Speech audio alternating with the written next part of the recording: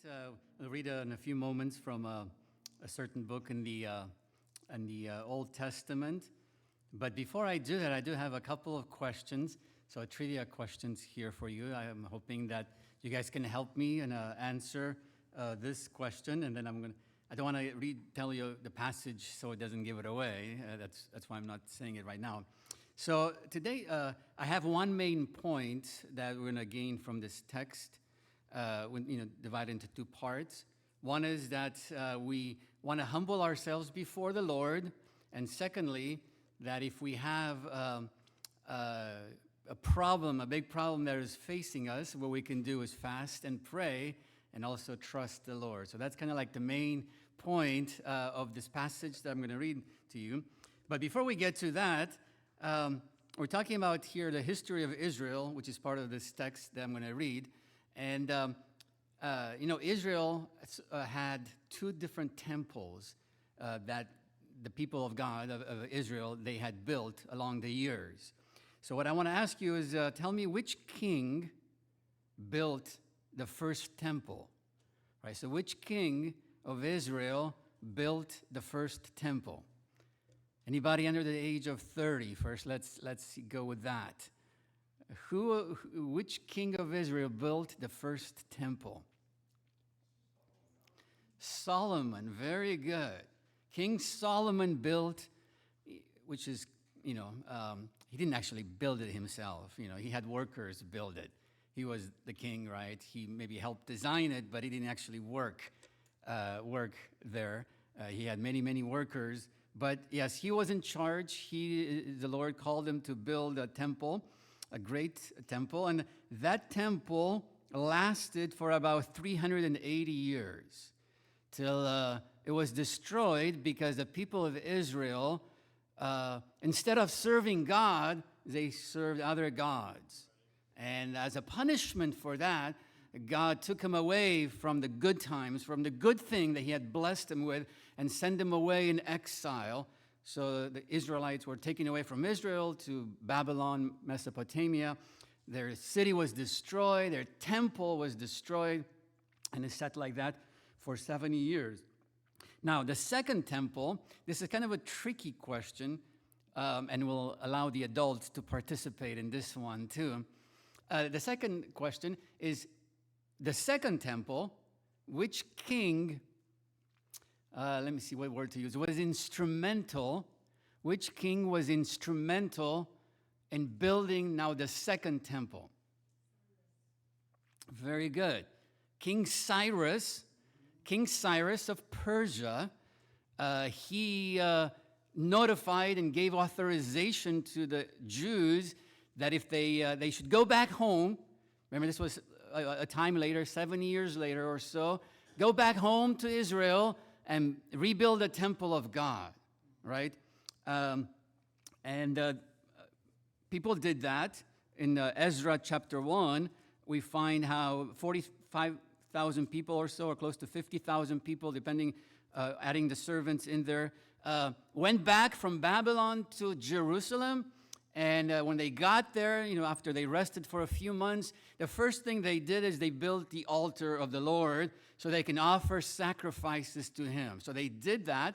And then later on, they laid the foundation of this second temple. But then there was a lot of people against them, a lot of enemies that tried to prevent the full temple being built. So they slowed down the work for about 10 years or so. But in the end, it got built in 4 years after they restarted it. And by 516, it was built, 516 BC, at the end of, or in the time of King Darius, Darius the first of Persia. Now, the Jewish person, yes, it was King Cyrus who authorized it, but he gave, again, just like Solomon didn't build it himself, King Cyrus appointed somebody else to do, and that was Zerubbabel. Right, so Zerubbabel was a Jewish leader that helped build a temple, and he was of the descendants of David's line, of the kingly royal line. Now that temple, the second temple, was around when Jesus was there.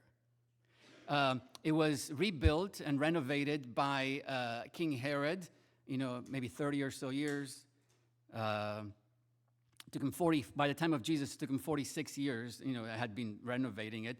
But that's the temple that was destroyed when Rome came in 70 AD. Interestingly enough, that second temple lasted for 586 years. The reason why I say interestingly is because in 586 BC, it was destroyed the first time. So kind of interesting way how that numbers work over there.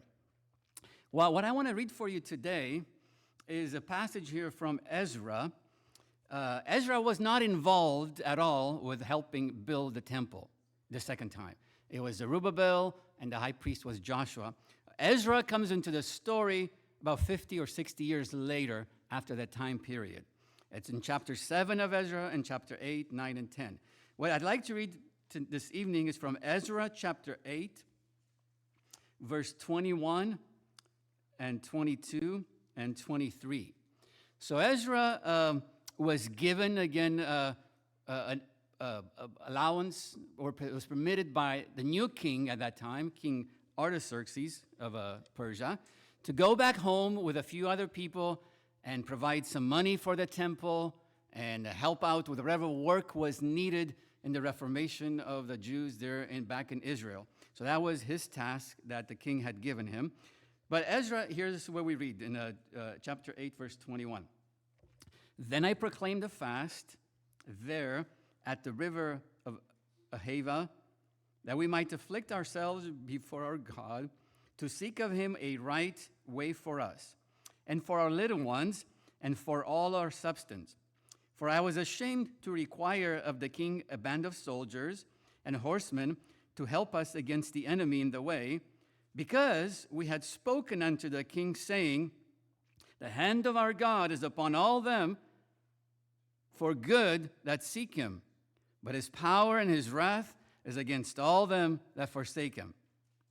So we fasted and besought our God for this, and he was entreated of us.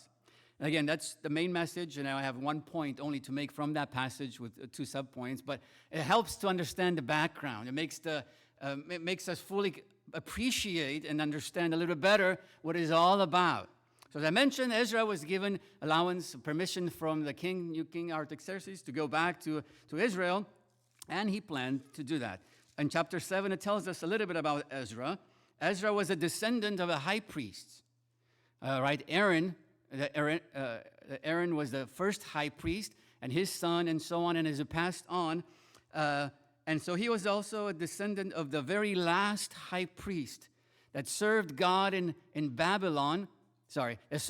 Jerusalem before the Israelites were taken captives to Babylon. That was Sariah. So he was the last high priest. Now Ezra was like, this time period was 130 years later. So a lot of things have happened since then in Babylon, just like, Romanian immigrants moving from Romania, right? You start having a new life here. You are not up to date on everything that's going on back home, right? So Ezra, by this time, right, was part of that new generation. 130 years have passed. He had a new life there in Babylon.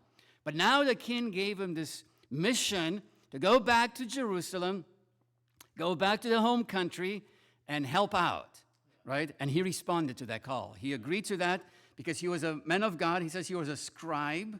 In verse 6 of chapter 7, he was a scribe in the law of Moses, and the king granted him the request because God was with him, and says he took some children, some Levites, some priests, some singers and porters unto Jerusalem in the 7th year of King Artaxerxes. So it took him about 4 months to make the journey from Babylon all the way back to Jerusalem. It was about 900 miles. 500 miles as the crow flies, but they couldn't go that way because there was desert in the middle. So they had to go up north and then come down south. So 900 miles, that's a long ways. It's from here to where? To Canada, to the border with Canada. It's a long ways to go on foot or by horse. It took him 4 months to get there. But the point of this passage that I read was the fact that apparently he had told the king how great God was. That our God is a great God, a God that his hand is upon all those people for good. So if you seek God, God will be with you. I'm paraphrasing what he said. If you seek God, God will be with you and will bless you, will be with you wherever you go. And if you're against God, then God will bring judgment upon you. So he had told the king that, and now he felt a little embarrassed as he was ready to journey these 900 miles with about 1,800 people or so. He was embarrassed to ask for help. He says, I was ashamed to require of the king some soldiers. Why? Because he had told him how great God is, that God takes care of his people, right? So, obviously, it says here that they had little children and a lot of substance, or all of our substance. Well, it tells us a little bit of their substance that they had. And if you look it up there in chapter 8, verses 24 through 25 and 26 and 27, it tells us that basically they had $250 million roughly in terms of in gold and silver and vessels and so on. So they had a lot of money with them, and they had to go all that journey through a territory where obviously, bandits can come along and enemies, and obviously it was a thing that was done by everybody. Actually, Nehemiah, another man of God that came and helped around the same time, he got a few years later, 10, 15 years later, he also got a mission from the same king to go back to Jerusalem as a governor. He was installed as the governor. But in Nehemiah's case, the king provided soldiers to be with him and to protect him. But here was Ezra with young children, a lot of money, but he felt he couldn't ask, for the protection of the king. Why? Because he had put his trust in God, and he had told the king so he couldn't go back. He kind of painted himself in the corner in a way by his words that he had said. So what he decided to do, he called everybody together, the whole assembly of people, and he says, you know what? We have this problem, a big problem before us. We have a long journey ahead of us, 900 miles, with all of this, with the little ones, with the young kids, with all this money along with us. We need to pray and ask God for his protection. We have a big problem ahead of us. We need to pray. And that's what they did. It says there, by that river, Ahava, he proclaimed a fast that we might afflict ourselves or humble ourselves before our God to seek him a right way for us, so he can give us a safe way and for our little ones and for all of our substance. So this brings me to the major point, basically. Sometimes, we all of us have issues in life. We heard about, bumps and bruises, things that are smaller, but also there are some difficult situations. In this case, Ezra, this was a big problem that he was facing. It was not something minor. It was something very, very difficult, and not only for himself. He was responsible for all the other people with him. 1,800 people that were dependent on his leadership there. So when we face problems like this, what do we do? Right? In the case of Nehemiah, like I said, when he left, he came along with some people too. Well, it was already taken for him. The king provided soldiers. Okay, they'll watch over, they protect you. Nehemiah wasn't a lesser man of God than Ezra. He also served God wonderfully, and he helped rebuild a wall in Jerusalem. But you see how God works differently in different ways with different people. Nehemiah had soldiers, but Ezra here says, no, I have to put my trust in God. I have to depend on God through this situation. Why? Because God, the hand of our God is upon all them for good that seek him. But his power and wrath is against all them that forsake him. And he believed those words. Those are God's words, God's promises taught in the Old Testament. Now, he does that here, so he proclaims this fast. And this is, like I said, a major point I want to say is that when we face situation, maybe sometimes the Lord will speak to you. And no doubt Ezra felt God's leading in choosing this method, this approach. Maybe God has called you or will let you know, hey, the answer to this is prayer and fasting. A little more than just prayer. Jesus, at one point, when he was faced with, when he came down from the mountain of transfiguration, his disciples came to him and says, we prayed for this young boy, but he wasn't healed, right? And this is a boy who had a very big problem. You know, the Bible says he has a dumb and deaf spirit. He couldn't speak. He was deaf, and he had a lot of issues. He was foaming at the mouth and so on, very sick. And Jesus prayed for him and cast out the devil, and the young boy was healed. That's the power of Jesus. That's the power of Jesus. He did that. So then the disciples come to him and says, ask him, how come, it didn't work for us? And then Jesus tells them, this type of a problem, this type of spirit, evil spirit or situation is not cast out only by fasting and prayer. In other words, it takes a little more than just your ordinary effort that you normally do along the way of serving the Lord.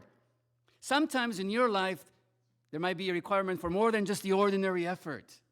They're more than just the normal thing we do as we serve God. We serve God day and night. We serve God through our life. We read the Bible. We do our devotions. We trust God. But sometimes there might be required a little more effort than the ordinary effort to get through the victory.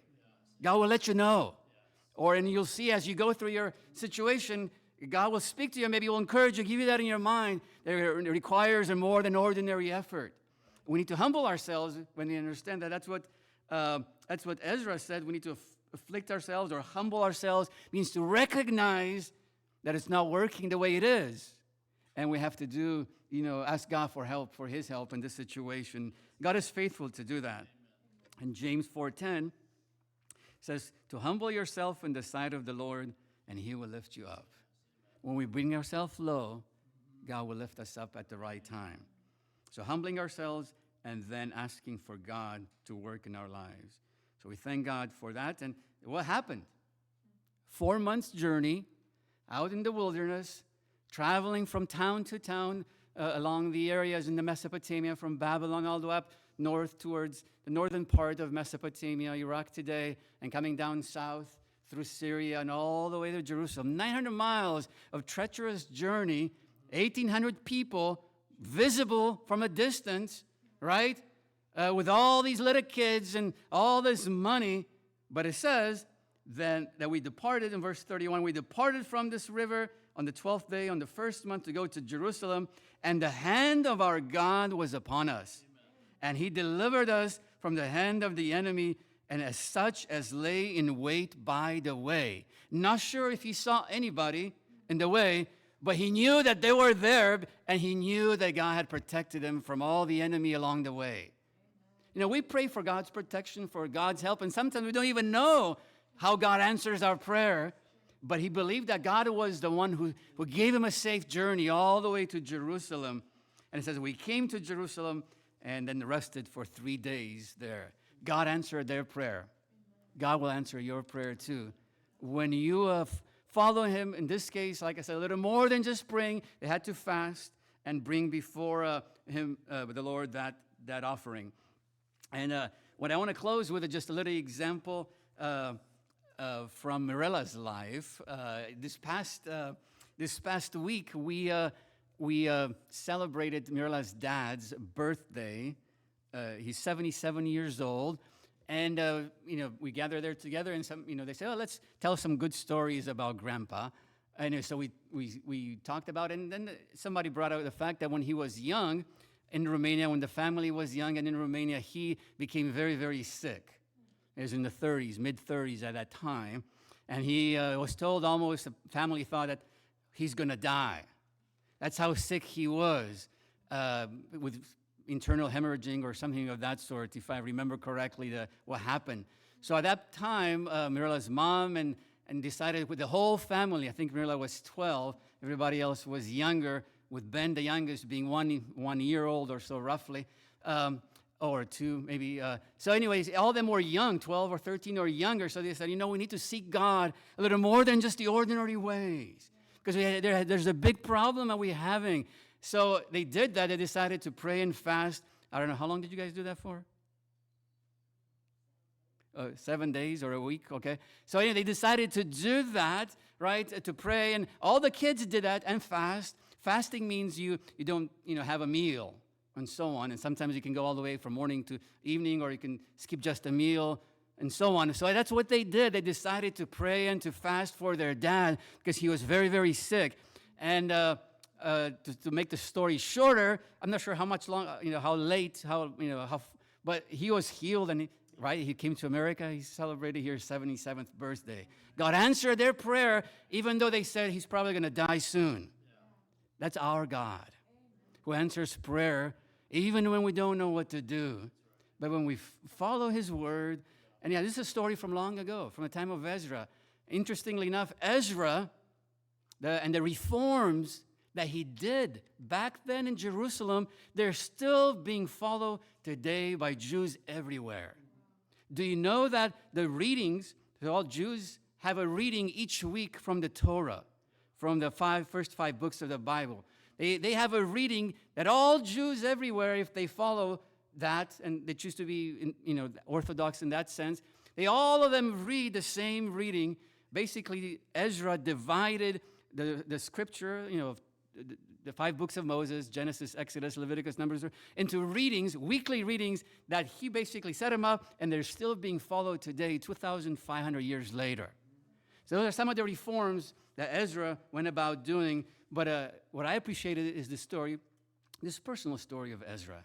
How he, maybe he's talking a little too much, right? Maybe he told the king, yes, our king is a great God, which he is. But now he had to put him to the test. And he did that because he put his trust in God, and God answered him because it wasn't to lift himself up, but to lift the name of God. And God came through, and he answered his prayer, and God will come through for you. Because we're not trying to lift ourselves up, but we're trying to lift the name of Jesus and give him glory for what he does in our lives. So may God help you. Not sure if you're facing such a major problem or not, but when we do, we can learn from the example of Ezra, and God will help us, and God will do his will in our lives, and he'll get the glory and the honor for all that he's done. We'll have a time of prayer here today. Let's seek God. Let's seek his face, and God will bless you.